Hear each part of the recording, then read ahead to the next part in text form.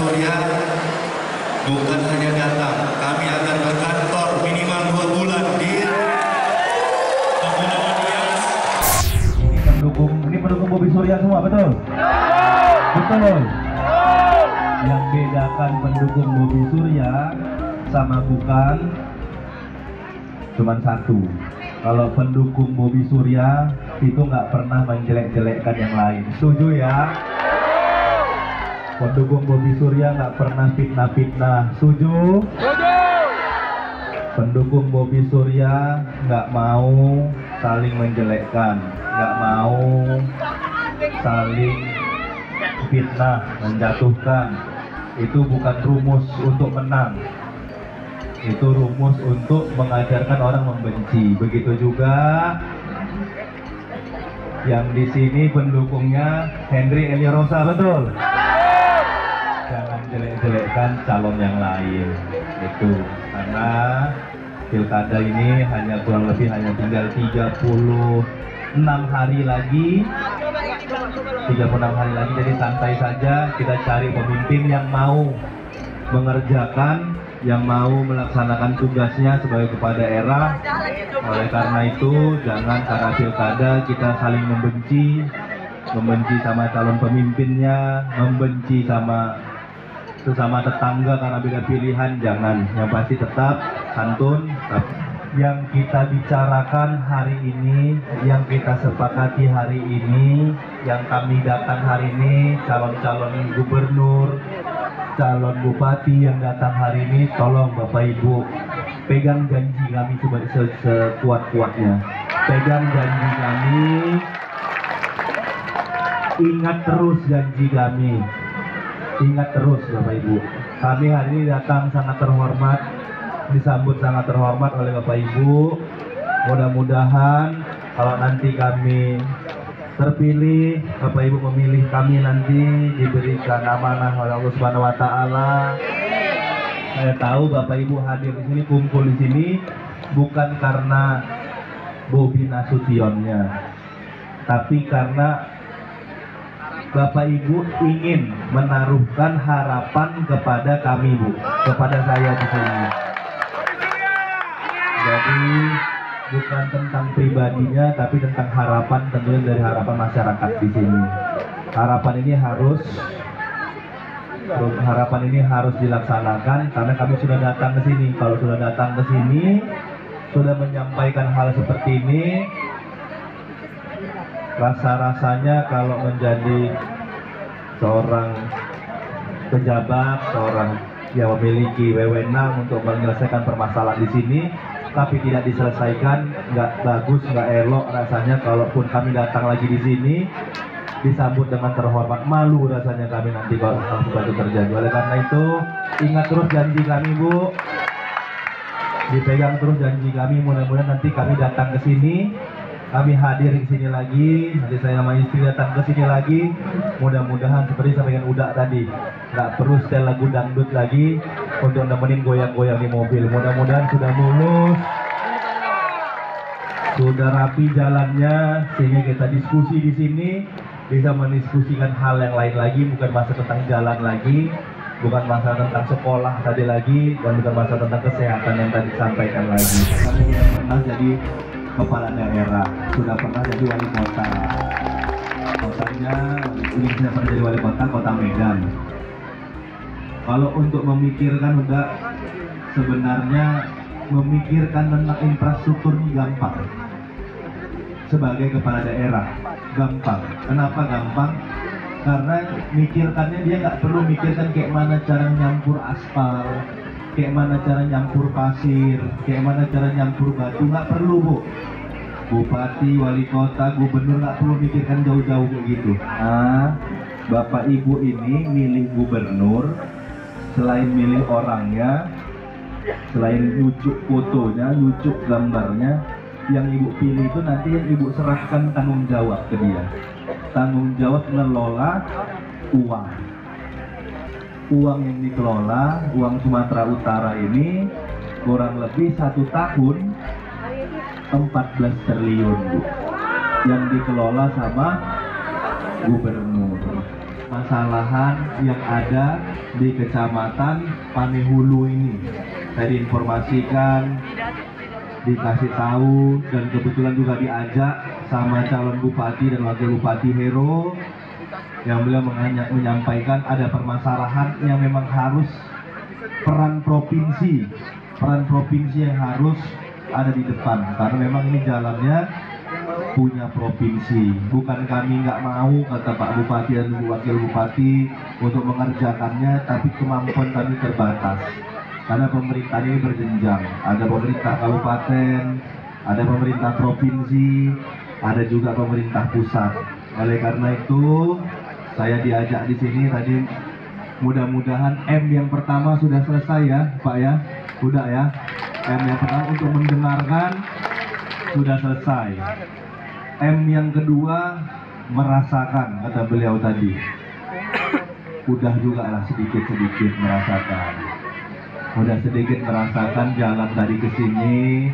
Jadi saya berangkat dari kantor perapat, dari hotel tadi berangkat dari tempat menginap, jalan ke sini memang agak terasa, memang agak beda, agak lain. Kalau ada filmnya dong ya, agak lain dia. Kalau agak lain filmnya itu film cerita rumah hantu sama lucu-lucu. Saya hadir tadi ke sini, jalan tadi ke sini, memang sama seperti yang disampaikan Uda saya tadi. Kalau nggak ada musik dangdut di dalam mobil, kalau nggak ada musiknya yang agak bergoyang dalam mobil, badannya ikut goyang sendiri, Bu. Walaupun nggak ada musiknya, rupanya goyangnya memang karena jalannya bagus. Jalannya keren. Betul. Ya bagus, keren, karena tadi bisa buat badan goyang-goyang sendiri. Masalahnya nggak semua orang suka bergoyang-goyang sendiri kan Ibu ya.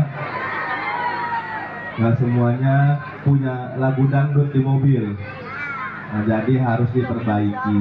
Betul Ibu?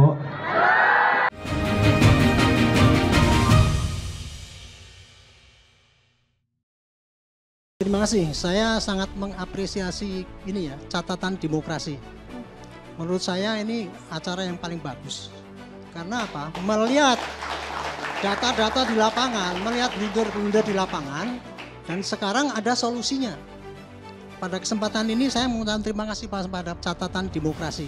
Baik, jadi hasil pemeriksaan ada salah satu pelaku dengan Catatan Demokrasi, Selasa pukul 20 waktu Indonesia Barat, live di TV One. Informasi terpilih. 31 bayi prematur yang berasal dari Rumah Sakit Al-Shifa berhasil dievakuasi ke rumah sakit lainnya di Gaza bagian selatan Minggu waktu setempat. Akibatnya ada 6 kematian baru bayi-bayi prematur tersebut. Menjadi perhatian utama. Komisi Pemilihan Umum KPU menelusuri kebenaran dugaan kebocoran data pemilih yang diperjualbelikan di media sosial. Kabar utama pagi hanya di TV One. Membedah informasi dengan ketajaman analisa. Bagaimana konfigurasi atau prediksi konfigurasi nantinya di Senayan. Bang Erwin? Kita ingin menjaga demokrasi itu untuk kepentingan bersama. Dan insya Allah Golkar akan berada di depan untuk itu. Menghadirkan pandangan para pengamat dan ahli. Menjaga demokrasi itu merupakan hal yang paling penting, Bang Emrus. Bukankah kita lebih mengedepankan musyawarah mufakat untuk kepentingan rakyat? Apa kabar Indonesia Malam di TV One? Mengamati dinamika yang terjadi. Pemerintah ini sebenarnya siap jika pilkada menjadi September. Sebenarnya kan sudah berproses cukup lama ya. Pilihannya dua ya, apakah melalui penerbitan Perpu atau revisi undang-undang. Dan menegakkan nilai-nilai demokrasi. Lebih kepada substansi ya. Menggaungkan persatuan, kerukunan. Maka daripada itu Pak Prabowo selalu balik lagi. Jangan lupa hal terpenting ini adalah menaikkan kelas sumber daya manusia kita. Terima kasih, saya sangat mengapresiasi ini ya, catatan demokrasi. Menurut saya ini acara yang paling bagus. Karena apa? Melihat data-data di lapangan, melihat blunder-blunder di lapangan, dan sekarang ada solusinya. Pada kesempatan ini saya mengucapkan terima kasih pada catatan demokrasi. Baik, jadi hasil pemeriksaan ada salah satu pelaku dengan Catatan Demokrasi, Selasa pukul 20 waktu Indonesia Barat, live di TV One.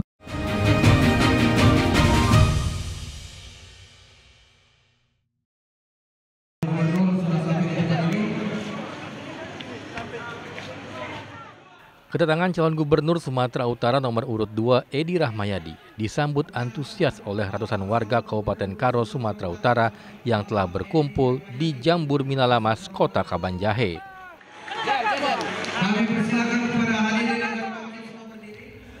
Kedatangan Edi Rahmayadi langsung disambut meriah warga dengan tarian dan musik sambil mengangkat tangan dengan angka 2 atau salam 2 jari. Edi Rahmayadi pun kemudian menyempatkan diri bernyanyi bersama warga.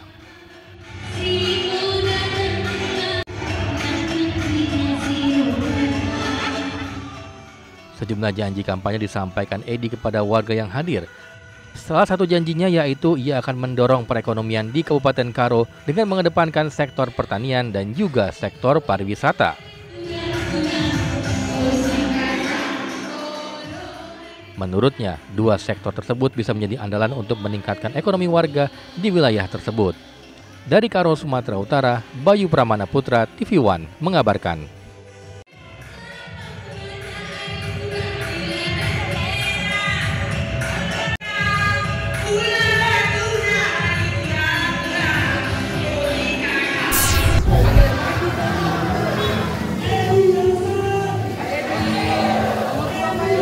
Edi Rahmayadi, calon gubernur Sumatera Utara, disambut hangat oleh anak muda milenial di kota kisaran Asahan, Sumatera Utara.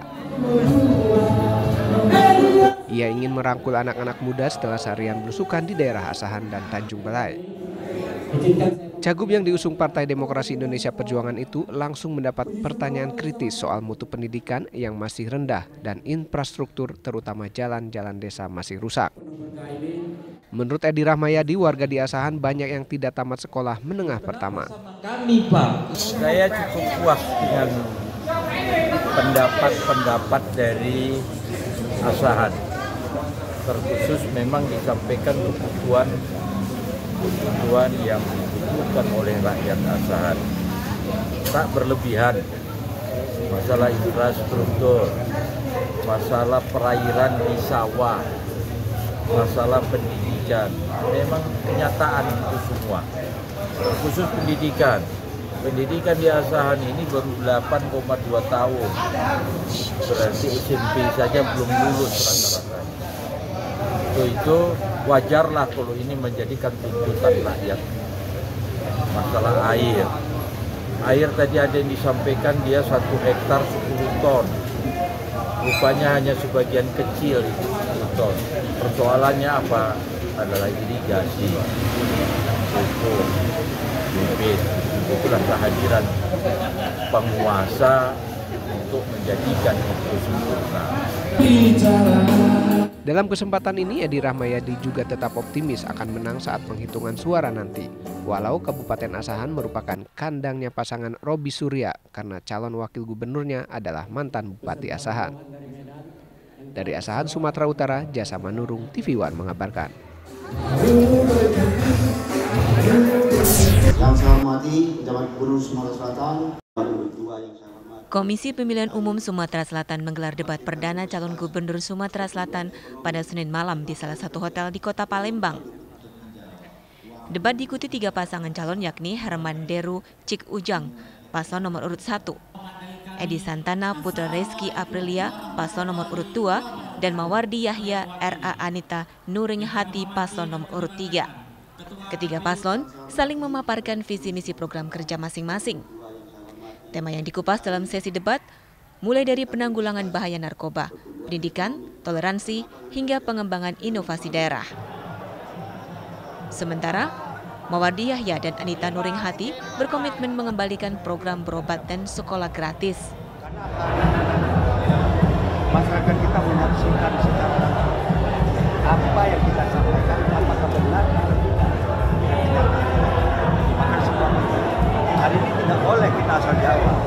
Insya Allah mudah-mudahan satu kata, satu hati, satu kata, satu implementasi. Pendukung masing-masing paslon sangat antusias dalam debat perdana ini. Mereka berharap paslon yang mereka dukung dapat memimpin Sumatera Selatan 5 tahun ke depan. Dari Palembang, Sumatera Selatan, Samsul Rizal, TV One mengabarkan.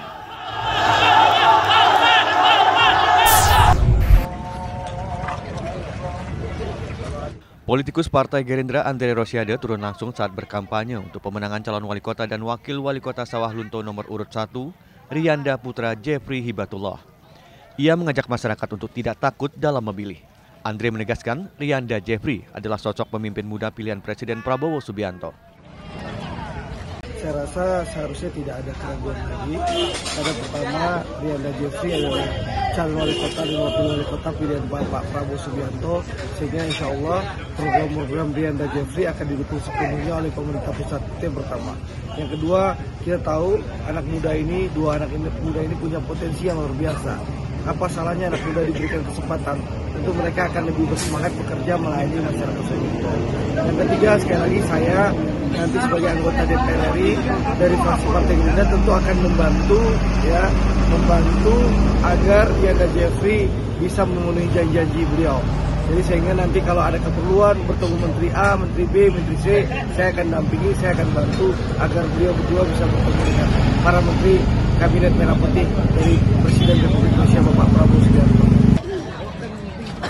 Dalam orasinya, Andre juga meminta pengusaha batubara di Sawah Lunto untuk tidak takut menerima intimidasi. Dirinya mengingatkan jika ada anggota dewan yang mencoba mengancam, ia akan melaporkan ke Mahkamah Kehormatan agar anggota DPR tersebut dipecat. Saya tadi mengimbau kepada masyarakat, kepada pengusaha tambang, kalau memang ada ancaman, ya bahwa buktinya kita laporkan ke Mahkamah Kehormatan DPR. Ya sekali lagi tidak ada orang yang boleh mengancam-ancam. Karena ini kebebasan berdemokrasi dalam memilih siapapun pemimpin ke depan. Jadi kalau ada bukti itu, kita laporkan ke MKD, Mahkamah Kehormatan DPR. Jadi saya minta tidak usah takut ya. Sekali lagi, tidak ada orang yang bisa mengancam-ancam mencabut izin. Apalagi di zaman era Presiden Prabowo ini. Semua harus taat hukum, taat aturan, bukan gaya-gaya premanisme. Andre juga meminta aparat penegak hukum untuk bersikap netral dalam pelaksanaan pemilu, sehingga semua pasangan calon dapat bertarung secara adil dan tanpa tekanan. Dari Sawah Lunto, Sumatera Barat, Beni Roska, Faiz Ramadan, TV One mengabarkan.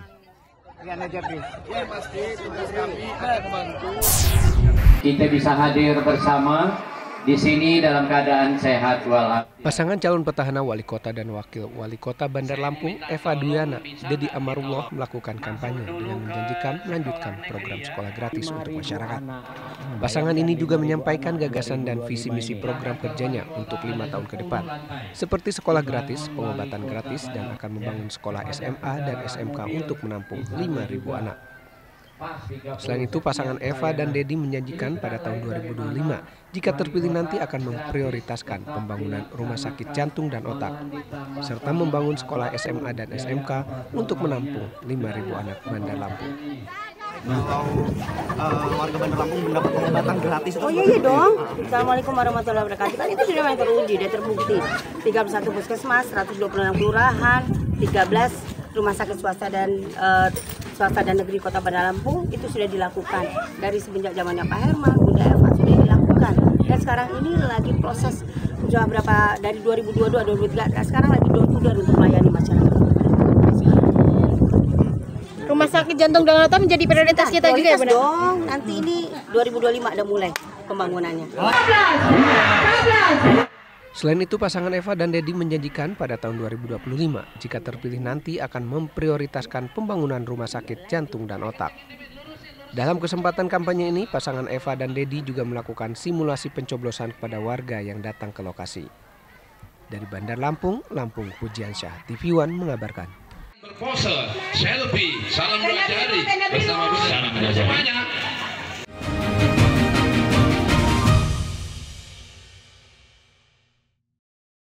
Terima kasih. Saya sangat mengapresiasi ini ya, catatan demokrasi. Menurut saya ini acara yang paling bagus. Karena apa? Melihat data-data di lapangan, melihat blunder-blunder di lapangan, dan sekarang ada solusinya. Pada kesempatan ini saya mengucapkan terima kasih pada catatan demokrasi. Baik, jadi hasil pemeriksaan ada salah satu pelaku dengan Catatan Demokrasi, Selasa pukul 20 waktu Indonesia Barat, live di TV One. Informasi terpilih. 31 bayi prematur yang berasal dari Rumah Sakit Al-Shifa berhasil dievakuasi ke rumah sakit lainnya di Gaza bagian selatan Minggu waktu setempat. Akibatnya ada 6 kematian baru bayi-bayi prematur tersebut. Menjadi perhatian utama. Komisi Pemilihan Umum KPU menelusuri kebenaran dugaan kebocoran data pemilih yang diperjualbelikan di media sosial. Kabar utama pagi hanya di TV One. Hampir 15 sebelum pemilu itu puncak-puncaknya harga beras. Sekarang ini sebetulnya transisi untuk dari naik sudah turun. Bulog mendapatkan penugasan dari pemerintah untuk mengelola cadangan beras pemerintah. Nomor 1, kita mengutamakan produksi dalam negeri. Kemarin sekitar 1 bulan lalu ya, kita berikan untuk pasar induk beras Cipinang gelontoran 50.000 ton langsung. Saksikan Indonesia Business Forum live di TV One. Terima kasih, saya sangat mengapresiasi ini ya, catatan demokrasi. Menurut saya ini acara yang paling bagus. Karena apa? Melihat data-data di lapangan, melihat blunder-blunder di lapangan, dan sekarang ada solusinya. Pada kesempatan ini saya mengucapkan terima kasih pada catatan demokrasi. Baik, jadi hasil pemeriksaan ada salah satu pelaku dengan Catatan Demokrasi, Selasa pukul 20 waktu Indonesia Barat, live di TV One.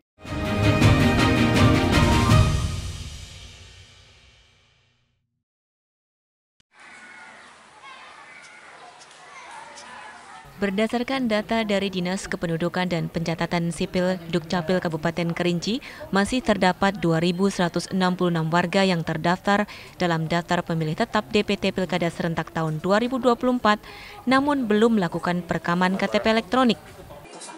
Kepala Dinas Dukcapil Kabupaten Kerinci, Nafridman mengatakan pihaknya masih terus melakukan upaya jemput bola untuk menuntaskan dan memfasilitasi warga yang belum melakukan perekaman KTP elektronik. Dukcapil Kerinci juga berkoordinasi dengan pemerintah desa dan kecamatan serta Komisi Pemilihan Umum untuk menentukan jadwal perekaman. Selain itu, petugas Dukcapil juga akan mengunjungi lokasi-lokasi strategis di setiap kecamatan untuk memudahkan warga melakukan perekaman tanpa harus datang ke kantor Dukcapil Kerinci. Masih ada dalam DPT yang harus kita jemput bola untuk pemilih pemula sebanyak 2.166 orang. Di WA. Berarti Jumat, Sabtu, Minggu kita melaksanakan perekaman di dinas, di kantor, di dinas, yaitu untuk kecamatan yang berada di tengah, yang dekat-dekat dengan kantor. Pertama Sulak Mukai, Air Hangat Barat, Depati 7 dan Air Hangat Timur. Kita jadwalkan bersama KPU perekamannya 3 hari. Pihak Dukcapil mengimbau kepada masyarakat yang belum memiliki KTP elektronik untuk segera melakukan perekaman sehingga dapat menggunakan hak pilihnya pada Pilkada Serentak 2024. Dari Kerinci Jambi, Rizal Antoni, TV One mengabarkan.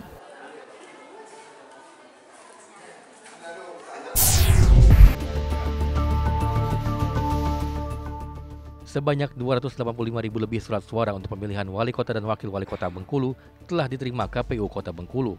Selain surat suara, logistik lainnya seperti bilik suara, kotak suara, hingga tinta juga telah diterima dan tersimpan di gudang logistik KPU Kota Bengkulu. Selain logistik untuk pemilihan wali kota, KPU Kota Bengkulu juga telah menerima sebanyak lebih dari 280.000 surat suara untuk pemilihan gubernur dan wakil gubernur Bengkulu. Komisioner KPU Kota Bengkulu, Anggi Stephensen mengatakan pihaknya telah menerima logistik pilkada tersebut sejak awal Oktober lalu. Selanjutnya, dalam waktu dekat, pihak KPU Kota akan melakukan penyortiran dan juga pelipatan surat suara. Kita barusan menerima logistik mahkota ya, surat suara untuk Pilwakot. Jadi sejauh ini kita sudah sedikit lagi menyambut Pilkada 2024. Oke. Yang udah tiba di kita apa aja Pak? Ya kalau logistik itu ada di tahap 1 kemarin hampir semuanya sudah masuk ya, bilik, tinta, kotak suara itu sudah semua. Beberapa waktu yang lalu kita juga sudah menerima surat suara untuk Pilgub dan malam tadi kita juga sudah menerima surat suara untuk Pilwakot. KPU Kota Bengkulu juga menambahkan untuk Pilwalkot Kota Bengkulu ada sebanyak lebih dari 270.000 pemilih dengan jumlah TPS sebanyak 516 yang tersebar di 67 kelurahan. Dari Kota Bengkulu, Provinsi Bengkulu, Ferry Yustika, TV One mengabarkan.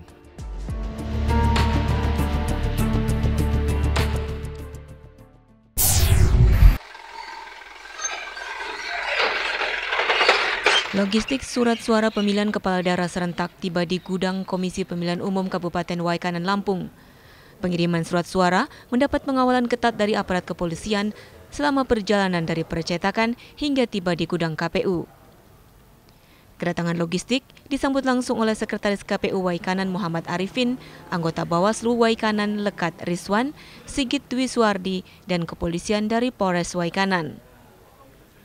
Surat suara yang diterima KPU Waikanan berjumlah sebanyak 60 boks kardus surat suara untuk pemilihan gubernur dan wakil gubernur Lampung dan 60 boks kardus surat suara untuk pemilihan bupati dan wakil bupati Waikanan yang dikirim dari percetakan di kawasan Cikarang, Bekasi.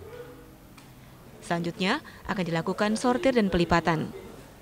Sebelumnya, KPU Waikanan juga telah menerima logistik kotak suara, bilik suara, sampul, segel, tinta, dan kabel tis. Yang belum diterima adalah alat coblos dan si plano. Logistik surat suara untuk Pilkada Waikanan dan Pilgub Lampung tiba di gudang KPU Waikanan pukul 5.58 pagi hari, di mana logistik ini dikirim dari gudang PT Gramedia Jakarta Cikarang. 2 jenis pemilihan ini sudah kita terima seluruhnya, jadi untuk surat suara pemilihan bupati sebanyak 60 dus dan surat suara untuk pemilihan gubernur dan wakil gubernur 60 dus dengan masing-masing sejumlah 354,56 lembar. Logistik keperluan pemilihan ini sebagian besar sudah tiba di gudang KPU, mulai dari kotak suara sebagaimana ada di gudang ini sudah terakit, lalu bilik suara juga sudah tiba, sampul, segel, tinta, dan kabel tis ini sudah tiba. Tinggal kita menunggu kedatangan alat coblos dan bantal serta plano. Bawaslu dalam hal pengawasan logistik pemilihan bersifat melekat sehingga ketika terjadi dugaan pelanggaran langsung diberikan saran perbaikan. Dari hasil pengawasan belum ditemukan pelanggaran berkaitan dengan logistik pemilihan kepala daerah serentak. Dari Waikanan, Lampung, Pujian Syah, TV One mengabarkan.